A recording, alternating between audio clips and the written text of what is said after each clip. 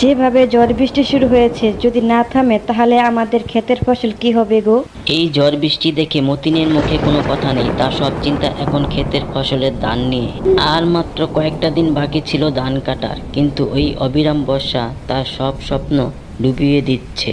আর কাছে কোনো টাকা নেই, কারণ গতবার মোড়ল সাহেবের কাছ থেকে চড়া সুদে যে টাকা নিয়েছিল তা এখনও শোধ করা হয়নি। কারণ এই ফসলটা বিক্রি করেই মোড়ল সাহেবের ঋণ শোধ করার কথা ছিল। পরের দিনও ঝড় বৃষ্টি থামার কোনো নাম নেই, কিন্তু মতিনও ঘরে বসে থাকতে আর পারল না। কোদাল হাতে মতিন বেরিয়ে পড়ল ভিজে কাদামাটির রাস্তা পার হয়ে। মতিন যখন তার ক্ষেতের কাছে গেল, তখন মতিনের বুকটা ভেঙে চচ্চর হয়ে গেল। পুরো ধান ক্ষেত পানির নিচে ডুবে গেল, আর ধানের শীষগুলো ভাসছে যেন তার চোখের পানির মতো। হে আল্লাহ, এত পানি কেন দিলে? বিড় করে বলতে বলে মতিন ভিজে একগুচ্ছ ধান তুলে দেখলো সবগুলো ধান নষ্ট হয়ে গেছে। সন্ধ্যায় মতিন যখন বাড়িতে ফিরল, তখন তার পরনের গামছাটা ভিজে চকচক হয়ে গেছে। রেহানা বুঝতে পারলো কি হয়েছে। সে স্বামীর হাতে একটি শুকনো গামছা দিয়ে বলল, আমি জানতাম এ মাটি আমাদের সাথে কখনোই বেইমানি করবে না।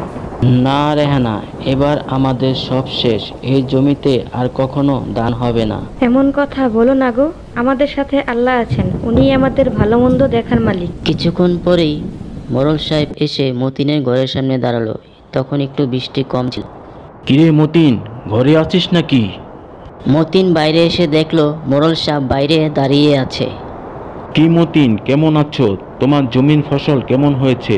আমার পাওনার টাকাটা এবার যদি দিতে তাহলে অনেক ভালো হতো। মতিন আর রেহানা ভয়ে চুপ হয়ে গেল। মতিন ধীর কণ্ঠে বলল, আর কিছুদিন সময় দিন জমিদার মশাই। আরো সময়? তোর কি মনে হয় আমি বৃষ্টির জন্য বসে থাকবো? আমার টাকা চাই, আর না হয় তোর ভিটে বাড়ি আর জমি আমার। মোড়ল মশাই, দোহাই আপনার, আপনি এমনটা করেন না।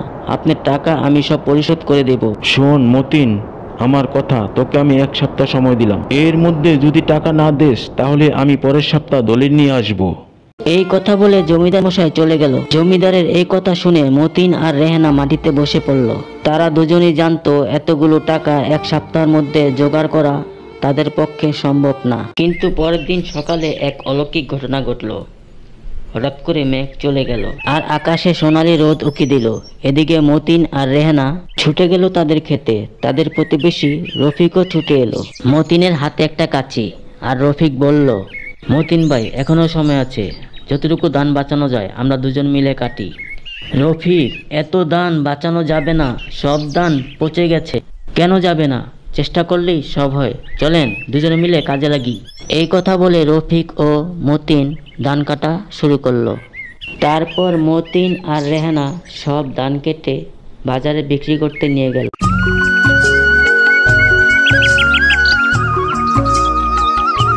কি মতিন, এবারের ক্ষেতের ফসল তোমাদের কেমন হলো?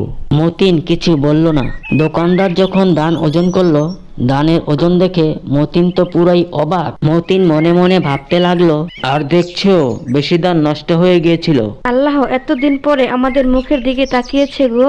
তারপর মতিন আর রেহানা দোকানদারের কাছ থেকে ধান বিক্রির টাকা নিয়ে বাড়িতে চলে গেল।